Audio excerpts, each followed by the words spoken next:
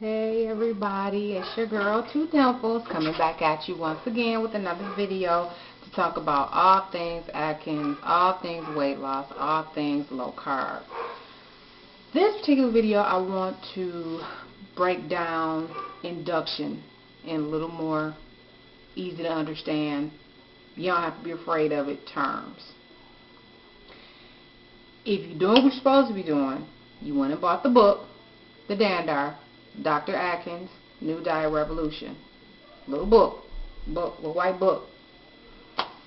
You have read the book from cover to cover and or at least read through the first portion of the book up to and including the section on induction. Induction is the first phase of Atkins. Atkins is broken down basically into 4 phases of the eating plan. You have induction, which is the first phase. You have ongoing weight loss, which is where you begin to add in carbs, more healthy carbs, just a little bit at a time. You start to slowly increase your carb intake.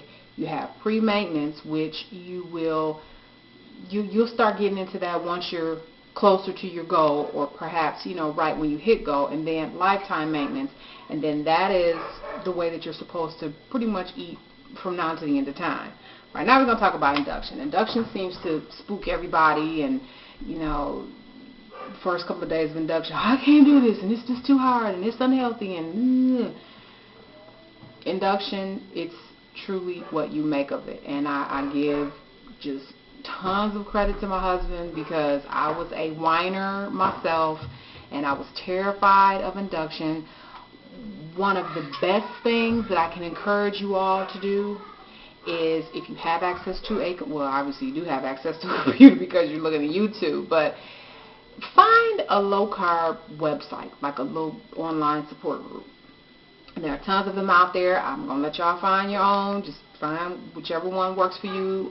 But there are tons of them online. Find a good low carb website. Get on there, kick it with some positive people who are doing a low carb lifestyle, because a lot of people, like I said, just don't get Atkins. And if you tell the average person, they'll see, whoa, you looking good, you looking good, what you doing, Atkins? They don't understand. So you first, you want to surround yourself with people who really understand what it is that you're trying to do and why you're trying to do it. That is my number one recommendation.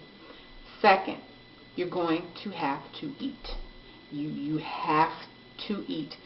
Don't get so hung up on what you can't eat. Focus on what you can eat. I know in the book it lists, a lot of things in there where it tells you the allowed foods, and you're looking at that and it seems like it's such a small amount of food. But if you really just kind of open your mind and expand your mind and really think outside the box, you can do a whole lot with a lot of the vegetables that you are allowed to eat. Don't worry about what you can't eat. Don't worry about that. Focus on what you can eat. There's no law and no rule that says you have to have bacon and eggs, or you have to have eggs or omelets for breakfast every day. There's nothing that says that. You can have salad for breakfast. I do it all the time. You can have a sandwich for breakfast, meaning some meat in between, say, a couple pieces of lettuce. Romaine, there's radicchio lettuce, there's iceberg, just lettuce alone, there are lots of different types of lettuce that you can have. So think outside the box. I highly recommend that you invest in some low-carb cookbooks. Again, this is where your low-carb websites will come in handy, because within those sites there are always recipe sections where they'll have all kinds of low-carb recipes. And what your goal is for this to become a way of life for you. So you yourself at some point should start coming up with your own recipes.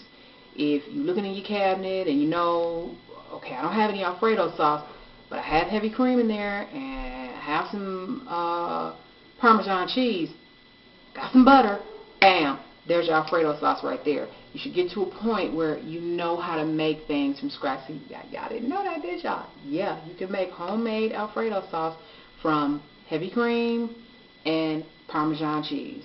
and put a little seasoning in there and warm it up and stir it up, but we'll get into recipes a little later on. Don't be afraid of induction. First couple of days of induction, you think you're cute and you are excited about the weight loss and so on and so forth, yada, yada, yada. I'd say probably by about day 3, especially if you're a person who does consume large quantities of carbs, lots of chips, lots of junk food, probably by about day 3, you'll probably be feeling pretty crappy. And I'm sorry, there's some called induction flu where, it can range anywhere from just headaches to a full-blown cold symptoms. Do not freak out. By day 4, no later than day 5, I promise you, you will wake up feeling like a different person. You have to allow your body to go through this process. It will get better, I promise you. The headaches and all of that is temporary, and it's just your body just fighting you like, come on, come on, come on, give me some chips, give me that old stuff that you used to give me. Do not give in, people. Do not give up. You can survive induction. You can. Keep your recipes simple. Keep your recipes interesting. Keep your recipes fun. Get online. Subscribe to some low-carb websites. Get you some recipes. Find you some low-carb cookbooks. Make sure you're drinking your water. Make sure you're getting some exercise in. It's only for 2 weeks, people. It's only 2 weeks. And I'm talking about 2 weeks as in 7 days consecutively. Not 5 days, and then on the weekends you're going to chill out, and then on Monday you're going to... No, 7 days. Then you're done. You can continue on with induction if you choose for another few weeks. The book breaks all of that down. I highly recommend moving on to ongoing weight loss. I'm going to kick it with y'all some more. I want to make sure that I stay within my time frame, but we're going to kick it some more.